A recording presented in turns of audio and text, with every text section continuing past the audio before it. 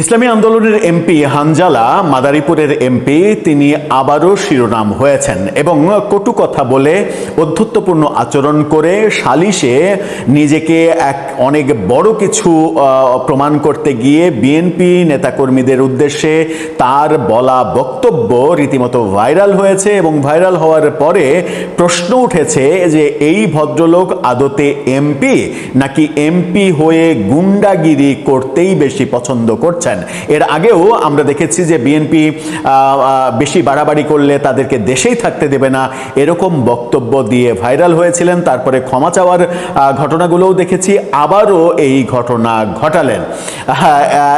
এই হানজালা আবার সংসদে এরকম অভিযোগও করেছেন যে তাকে সংসদ এলাকায় কোনো একটা অনুষ্ঠানে মানে তার পোশাক আশাক এগুলো নিয়ে জঙ্গি টঙ্গি বলা, এই অভিযোগগুলো তিনি করেছেন যে একজন সংসদ সদস্যের পোশাক নিয়ে যদি জঙ্গি আখ্যা দেয়া হয় তাহলে এই দেশে ইসলামের অবস্থান কোথায়, এরকম বক্তব্য আমরা তাকে দিতে দেখেছি। কোন ভিডিও ভাইরাল হলো, কেন তিনি এই অধ্যত্বমূলক আচরণ একের পর এক করে যাচ্ছেন, এটাই কি ইসলামের আদর্শ কিনা, চলুন একটু বুঝে দেখার চেষ্টা করি এই ভিডিওতে।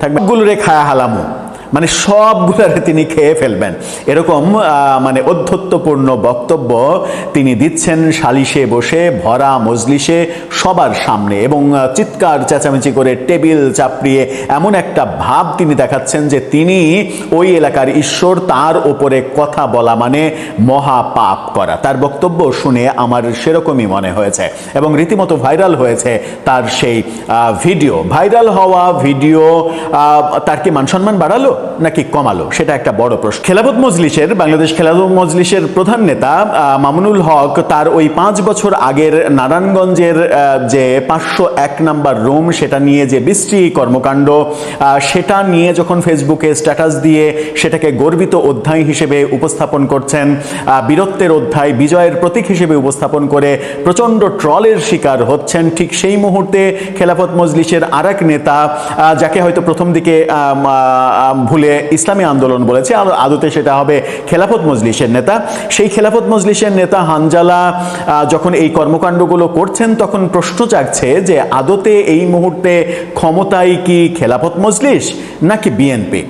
বিএনপির নেতাদের উদ্দেশ্যে এই ধরনের অধ্যত্ব দেখাচ্ছেন একের পর এক এবং ভাইরাল হচ্ছেন, মানে ওই এলাকায় কি বিএনপির অবস্থায় এতটাই দুর্বল যে একজন হানজালার দাপটে বিএনপি সরকারের থেকেও আসলে অসহায়ত্ব বোধ করছে? কি বলছে গণমাধ্যম?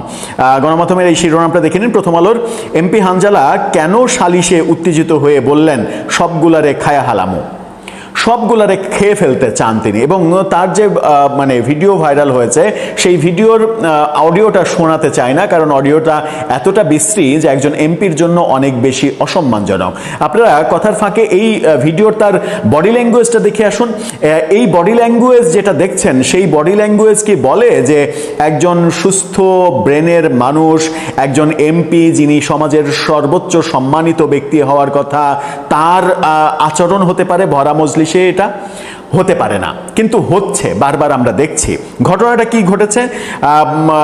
এই হানজালার উত্তেজিত হয়ে টেবিল চাপড়ানোর একটা ভিডিও সামাজিক যোগাযোগ মাধ্যমে 1 মিনিটের যে ভিডিও সেটা ছড়িয়ে পড়েছে, সেখানে তাকে এরকম দৃশ্যে তো দেখা যাচ্ছে, আর অডিও কি সেটা বলে দিলাম। সংসদ সদস্য সাইদ উদ্দিন আহমেদ হানজালাকে বলতে শোনা যাচ্ছে, কথা বললেন কেন, আপনারা এখানে কাউন্টার দিলেন কেন, এই মিয়া চুপ করেন। তখন পাশে বসা একজন বয়োজ্যেষ্ঠ ব্যক্তি বলেন, চুপ করব মানে, আমি তো চুপই আছি। এরপর হানজালা তার চেয়ার থেকে উঠে দাঁড়ান এবং উপস্থিত ব্যক্তিদের উত্তেজিত হয়ে বলতে থাকেন, একেবারে চুপ, একটা কথাও কেউ বলবে না, সবগুলোরে খায়া হালামু, আমি এখানে আছি কেন, বিচার করার জন্য, কাউন্টার দিলে আমি দিমু, কাউন্টার দিলে আমি দিমু, এখানে আমাকে ডাকছেন কেন, এখানে বলুন, ওঠেন, এখানে কোনো বিচার করুম না, ওঠেন, আমি এখানে বসা, চিল্লাচিল্লি কেন হবে? এমপির এই বক্তব্য এবং আচরণ সামাজিক যোগাযোগ মাধ্যমে মানে কটাক্ষের শিকার হচ্ছে, ভাইরাল হচ্ছে। ভিডিওটা রীতিমতো মানে একেবারে কি বলবো যে মহামারীর মতো ভাইরাল হয়ে গেছে।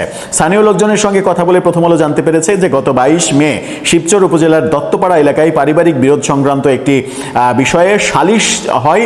সেখানে উপস্থিত ছিলেন এমপি হানজালা, দত্তপাড়া ইউনিয়ন বিএনপির সাবেক আহ্বায়ক তারা মিয়া সহ অর্ধ শতাধিক ব্যক্তি। দুই পক্ষের অভিযোগ উপস্থাপনের সময় গ্রামের প্রচলিত নিয়ম ভঙ্গের কারণে তিনি উত্তেজিত হচ্ছেন, এরকমটা শোনা যাচ্ছে।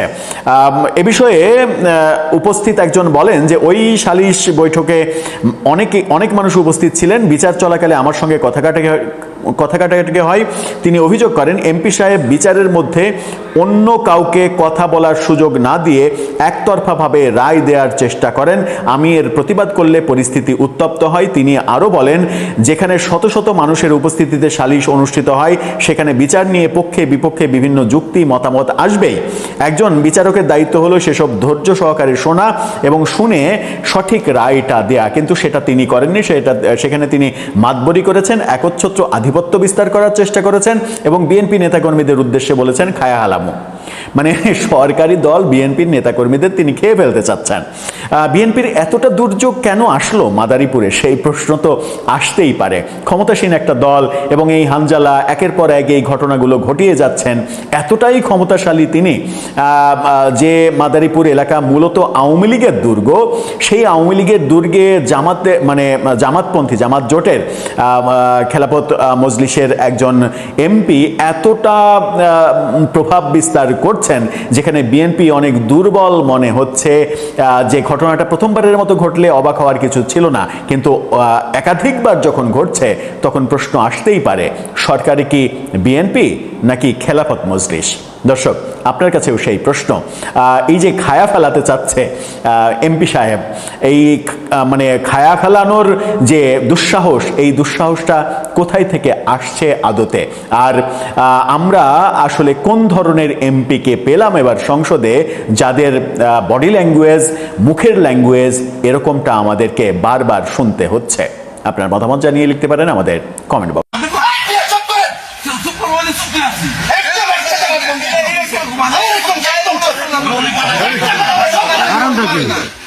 আমি দিলে আসে কিনা বিচার করার জন্য? কাউন্টার দিলে আমি দিব, কাউন্টার দিলে আমি দিব। এখানে আমি বসে গেলে টাকার আনসার কেন বললাম সবজন ওটা কোনো বিচার করবো না। আমি আসতে আসতে দেখলাম আমার একটি ভিডিও ব্যাপক পরিমাণে ভাইরাল হয়েছে। বাংলাদেশের সব সাংবাদিকরা আমাকে ফোন দিচ্ছে, যে এখনো সাংবাদিকরা আমাকে ফোন দিয়ে যাচ্ছে, শুধু ব্যাখ্যা চাচ্ছে। কোথায় আজ থেকে 1-1.5 মাস আগে একটি বিচার করেছিলাম, সেই বিচারে সর্বোচ্চ সুষ্ঠু সমাধান করেছি। কারণ তারা আমাকে ছাড়া বলছে যে আপনি না থাকলে এই বিচার আমরা বসবো না, মানবো না। ঘুরতে ঘুরতে তারপরে বসেছি। এখন আপনি আমাকে বলেন, অনেকে এই বিষয়টাকে পুরা ঘোলাটা বানিয়ে দেখলাম জাতীয় চ্যানেলে নিউজও হচ্ছে।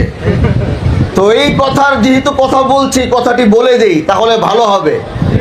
আমি সেই বিচারে বসেছিলাম, কারণ এই দেশের সবাই জানে হানজালার বিচারে কোনো ধরনের অনিয়ম হওয়ার কোনো সুযোগ নাই। তো আমি যেই বিচারে বসবো, সেই বিচারে যত বড় ব্যক্তিত্ব হোক, যত বড় লোক হোক, হানজালা যেই বিচারে বসে বিচার করে, সেই বিচারে বসে দুর্নীতি করার সাহস এই শিবচরের মাটিতে কারো নাই। আমি সেই জায়গায় বসে এক পক্ষের কথা শুনছি, বারবার আরেক পক্ষ শুধু হাত ঢুকায় কথা বলে। তো যদি আমি বলছি যদি আপনারাই সমাধান করতে পারেন, তাহলে আমার পিছনে 10-15 দিন 20 দিন ঘুরে আমাকে জোর করে কেন এই বিচারে আনছেন? তাহলে আপনারাই সমাধান করেন। এটা বলে আমি চলেও যাইতে নিছি, আমি চলে যাই, আমার দরকার নাই এই বিচার করা।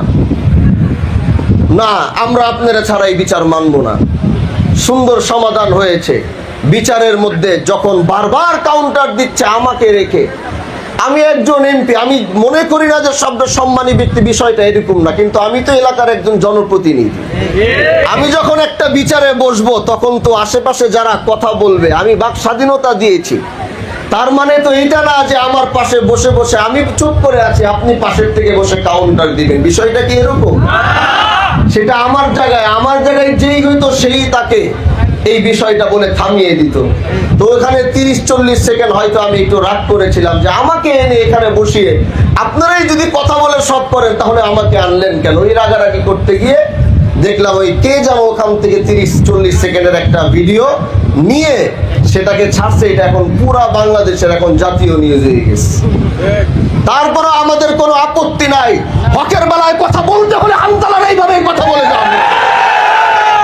এটা কোনো এরকম বিষয় না যে ক্ষমা চেতে হবে, মাপ চেয়ে। এটাকে এখন নিয়ে দলীয় বিচারে বসলে আমার বিচারে কোনো দলীয় বিষয় থাকে না। জাতীয় নিউজগুলোতে দেখলাম অনেকে দলীয় ট্যাগ লাগিয়ে দিচ্ছে এটার ভিতরে। এটা একটা ভুল নিউজ তারা করেছে।